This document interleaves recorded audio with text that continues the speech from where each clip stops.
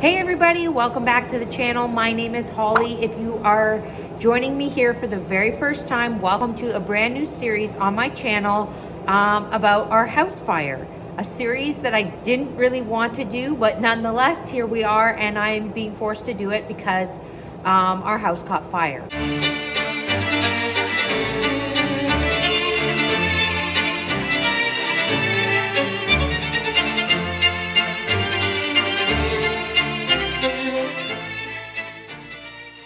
So I am standing here in my home. They are about almost done the demolition and the emergency portion of the cleanup after the fire. So I'm gonna take it back though for you, and we're gonna start the very first day of the fire, and I'm gonna explain what happened. And then this series is gonna take you through, and you're gonna come along for the ride as we rebuild our home. So I do really hope that you will hit that subscribe button, the little bell, if you want to be notified every time I post a video. There are going to be lots of videos. And as you can see here, I'm standing in my living room, which is pretty well demolished. There are a few walls left standing, but very few and far between walls were left in my home. They've pretty much taken it right down to the studs. It's very cold in here. They've taken out all the insulation. But before we jump into that stage, let's just take it right back to the beginning. And I'm gonna explain to you what happened with the fire, how it started, everything like that, and share the whole story with you all. And then we're gonna just continue on, and there'll be quite a few videos, and you can follow along as we rebuild our home after a devastating fire.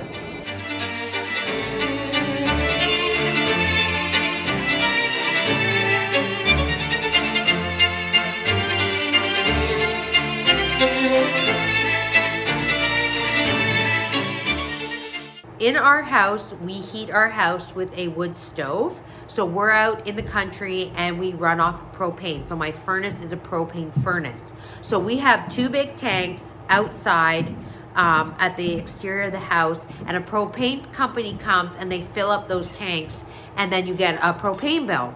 And when we first bought this house, the realtor that was listing the house and my own realtor had told us, you are going to want to use the wood stove to heat your house. The propane will be so expensive. And the day we got the keys, it was in November, and it wasn't quite cold yet. So we just had the furnace going the way they left it, and we got our first propane bill, and I think it was for like 2.5, 3 weeks we had been here, and the propane bill was over $450. So my husband and I right away were like, okay, we got to use the wood stove. So all last year we used the wood stove, everything was fine. And then this year, well, actually now we're in 2025, so that was 2024. I'm getting the years all mixed up. But anyways, what you want to do is you want to go as long as you can without lighting the wood stove. Like, you try to go as long as you can until you're actually like, okay, we're really, really cold. We got to light a fire now. So on November the 14th, I went and I took my kids to school and dropped them off. And then I was like, remember getting into the car and going, wow, it is really bitter cold today. I think today is the day I have to go home and light the wood stove for the first time this year. So I get home, and this is where our wood stove was. So that's the little chimney that goes outside there. The wood stove sat right here. There used to be like a big stone hearth, and this wall here was actually all stone. So it was big, big stones all over the wall here. It was a nice little area. But anyway, so I came down here. How I start the wood stove is I put 2 logs in the bottom, 2 big logs, and then you put some cardboard and paper in, and then you put some kindling in, and then you light it. And it was a top loading wood stove, so you would take the top off, and then you look down, and you just kind of wait for the fire to get going. Once the fire is rolling, you put the lid back on, and then you just go about your business. And so this was about when I get home from dropping my kids off, about 9:30, 9:45 in the morning. And then you casually just come back and you just keep checking the fire, feed it a log if it needs a log. So I did this all day, and the fire was going fine, no problems, nothing. I was here working around in this area. And then at 3 o'clock every day I leave to go and pick up my kids from school. So I opened the lid of the wood stove, checked in to make sure the fire was still going, everything was good. There were 2 big logs in there burning. And then I put the lid back on, and then I went to grab the kids from school. The school is about 12 minutes from my home. And so I got the kids, we get in the car, and then we're about just taking off from the school, and I get a call from my husband. And he says, Holly, the house is on fire. The house is on fire. Where is a bucket?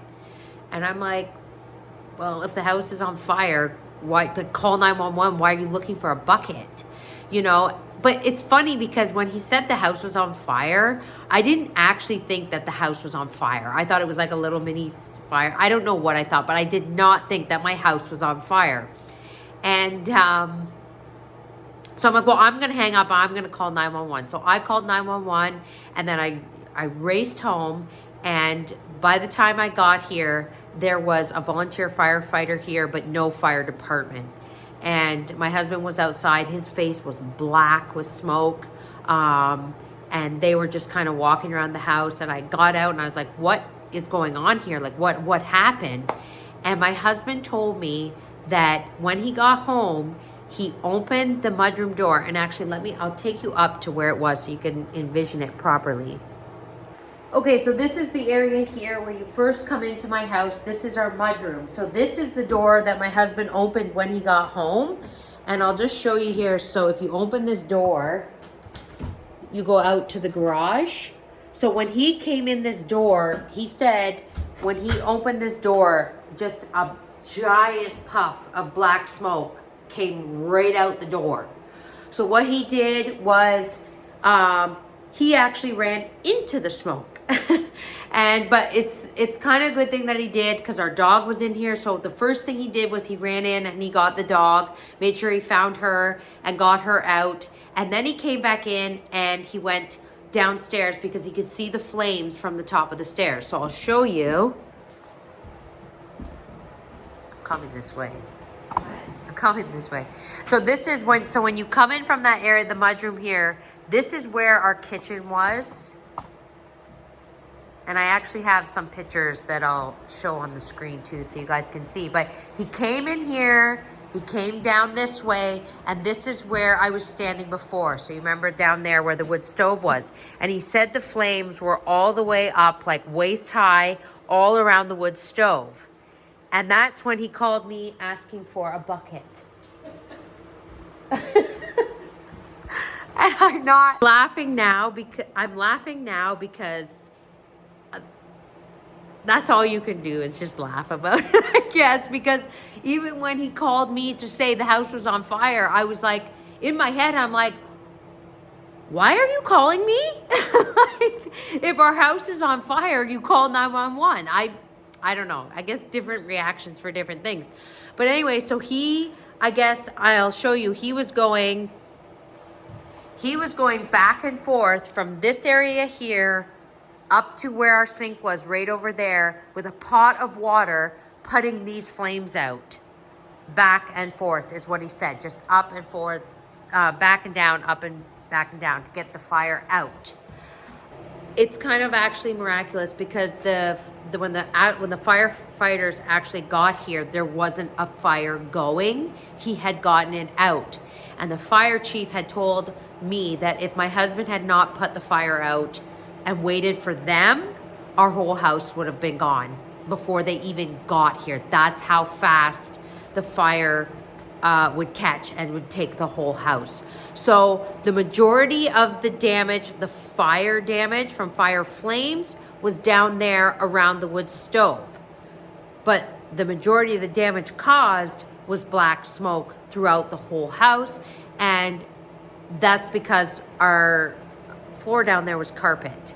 So the carpet caught fire, and that's what sent the black smoke throughout the whole house, and that caused the majority of the damage.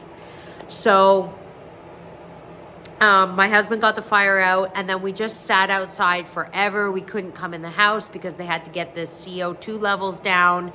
And it's funny because when you're like sitting out there and you're like, it was freezing cold, And you're like, I just want to get in my house. I just want to go in my house. I want to sit down. I want to, And in my head, I'm like, I literally thought I was going to sleep here. Like, I did not, when you say there's a little fire around your wood stove, I was like, okay, yeah, can we get the firemen out so I can just get back in my house and move on with my life? I did not think that this was going to be my house. I honestly, I thought they would just clean up that area, take away the rubble, and then we would just move on. I did not think that my whole house was going to be demolished, over a fire that was around a wood stove.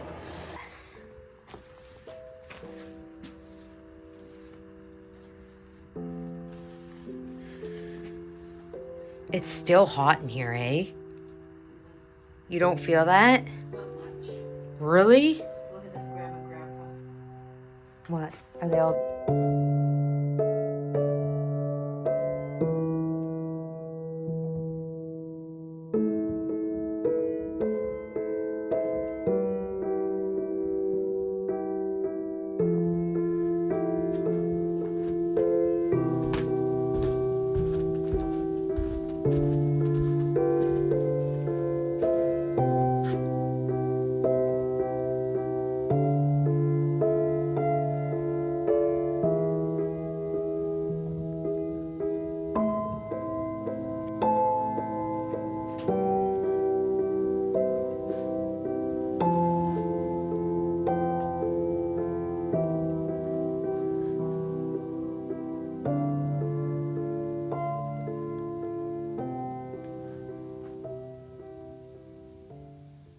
Yeah, so now we fast forward to today, and here we are standing in this shell of a house, which I'm calling this series My Home Second Chapter, because it is kind of exciting, I will say, to be able to be like, we had this fire, this devastating thing happened to us. We've been out of our home for almost 3 months now.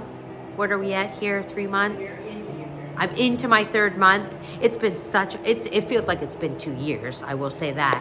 But anyways, so we get to now move on to the more uplifting, positive part of this story, where we get to give this house new life, and we get to start basically from the ground and rebuild, not the ground, because the house is still here, but we get to make this home a home that we want to be in forever, which I already knew this was my forever home.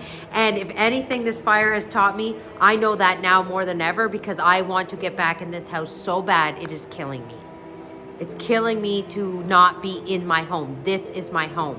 So I'm going to take you down actually right now, and I'm going to show you, maybe we'll talk in the craft room, because I can talk a little bit about how, I had just, I would say the most devastating part about this fire for me was that you guys, I had just got my YouTube channel to a spot where I was like, yes, we're really doing something really great here. I did that Christmas video and it took off, and I got so many great new followers. So many people were like, I'm so happy I found your channel. This is great. You do amazing stuff. It gave me such a boost, because I've been working at this channel. And when I say working at this channel, I don't mean steadily. I've done a lot of breaks, and I've done a lot of disappearing, and because life takes you in so many different directions. But I was so excited to have my channel finally be at a spot where I was like, yes, we're really going places now. The channel's taking off. And then the very next week after I made my video that took off, the fire happened. And I lost pretty much my whole craft room. Gone. All my machinery, everything. I don't know what I'm gonna get back. I don't know what they were able to salvage. And it's not that it burned, but it was the smoke. Everything was covered in a light, not light, it wasn't thick. Like, you couldn't really see it, but I'll show you. See my hands in the intro, where it's like if you came into this house and you touched anything, your hands were black. You couldn't touch a thing. Everything was covered in smoke. So it was very just like, I thought I would just, pick up, we'd put back together that little area and we'd move on. and I would just go back to making Christmas DIYs and get back to my channel, and it didn't happen that way. So, you know, you're just kind of, that's the part about this whole thing, that it's like the wind is taken right out of your sails, and your whole life just pretty much stops because you have no home, you don't have your stuff, you don't, you know, and when I say no home, we're obviously living somewhere, but I think that for me was the most devastating part, was kind of losing the momentum that I just got. Like, you just built this huge momentum. You were working up. Christmas was coming. I had just bought all this stuff at the dollar store the day before. Was it the day before? A few days before I went to the dollar store for my next round of DIYs that I was going to be doing for you guys. And then it was just like, wow, I'm not doing anything anymore, you know? So let me show you where the craft room is and what happened there. Okay, so just so you guys have a comparison, just once again, because I get a little jaded because I'm like, this is my house and I know where everything is, and I have to remind myself that you guys don't know where everything is and you're seeing it through a lens. So this is where the wood stove was, over here. This was a spare bedroom. And this was my craft room. So if we go into the craft room here, I'm gonna show you, so in comparison to where the fire was, pretty close. So there was a lot of smoke in here. I mean, there was a lot of smoke throughout the whole house, but a lot in here. I had a closet here. This built-in, that's right here, that had drawers, this was right here. And that was another closet. Over here, and I'm sure you guys might have seen these in my other videos, but I had 3 shelves up here and all my Cricut machines were on here. I had an L-shaped desk that went like this. All my computer was here for my editing software. And then over here on this wall was all my wall control, my Cricut stuff. This cupboard here was full of Cricut materials. And I already know all of that got pitched. It all got what they call listed. They call it being listed, so it's not salvageable. So for me, it was like really hard because it was 15 years of building craft stock. And I know you guys know, if you watch my channel for the crafting specifically, I know you know how much craft supplies cost. They're not cheap. And so when you say 15 years of craft supplies and little things that you pick up along the way that you don't even remember you had. And actually, it's funny, I didn't remember I had until they were in my house and everything was getting listed, and I was like, oh yeah, there's that. Oh, there's that. Oh yeah, there's that, you know? So the most, well, I'm not gonna say the most devastating thing, but one of the devastating things about this fire was the loss of contents. Was how much stuff I lost that you didn't like. And it's funny because then when I salvaged what I salvaged what I could, and I'm like, I'm gonna take as much stuff as I can. I'm gonna take it back to our Airbnb where we're staying, and I'm gonna try to put out a Christmas video, just one more before Christmas. And I was kind of doing that for myself too, so that I could kind of keep my memento going that I had built, you know. And then I got what I could get, and I'll show you the picture. It's all shoved there in my car. That's what I could salvage. And I took it to the Airbnb, and then I put it all out on the floor so I could kind of organize and see what I had, and like, let's see what we're working with here.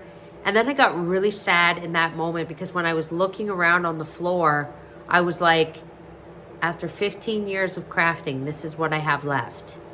This, you know. And that's when it's like, I get that, you know, your insurance company will give you money to rebuild and to rebuy. So this isn't like a sob story, but it's just, it hits you in that moment that it's like 15 years of your life spent collecting and doing things for this blog and this channel, and crafting is my hobby, you know.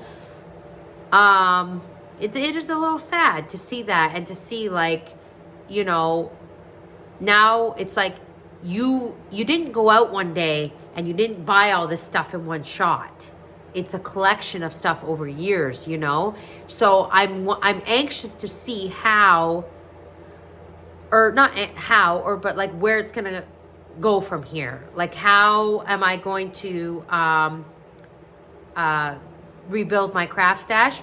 Maybe I might not replace some things. Maybe some things I'll be like, I don't need to replace that. I don't need that anymore. So you're going to see along this journey, you're going to see where we go from here and what I'm going to do with a completely blank slate, because it really is a blank slate. I mean, they do have all my contents and stuff stored of the stuff they could save, and I'm anxious to get it back because I've forgotten what I had. You know, you forget. So, yeah, I really hope that you guys enjoy it. And as my mom and I were talking this morning, I've decided that I'm going to try to do as much of this on my own. I want to challenge myself, and I want to put my house back together and say, hey, I did that. You know, I rebuilt my house. Now, there are some things that I will pull in the big guns for. You know, I have a very talented family. My uncle is a amazing carpenter. He's been a carpenter all his life, and his work is pristine. So I would be an idiot not to enlist his help. I have a brother who does HVAC, so I'm going to be calling him in to do some work. And but it's going to be fun, and it's going to be a very uplifting and great time, I think, to rebuild and to make this the home that I want. I really hope that you guys will stick around for this journey and see where we go from here. Follow along and watch me put my house back together. So I know this first video is a lot of talking and not a lot of doing, but as you can see, there's not really much to do here yet. They just finished the demo last week. So the people that did the demo, they're all done that part. So now the exciting part is going to start taking shape, and we're going to start doing the rebuild, which is, I mean, I know a lot of people that watch YouTube videos of house flipping and stuff like that, and the rebuild is always the funnest part. So we're going to continue on here, and hopefully I'm going to be putting out a video real soon, and the next one you see me in the video, I will have work clothes on and I will be doing stuff. So if you made it through all this talking and you're interested and want to stick around, I do hope that you'll hit that subscribe button and then hit the little bell if you want to be notified every time I post a video, so you don't miss out on any of the rebuild and any of the fun. So thanks so much for tuning into this video, guys, and we'll see you again real soon.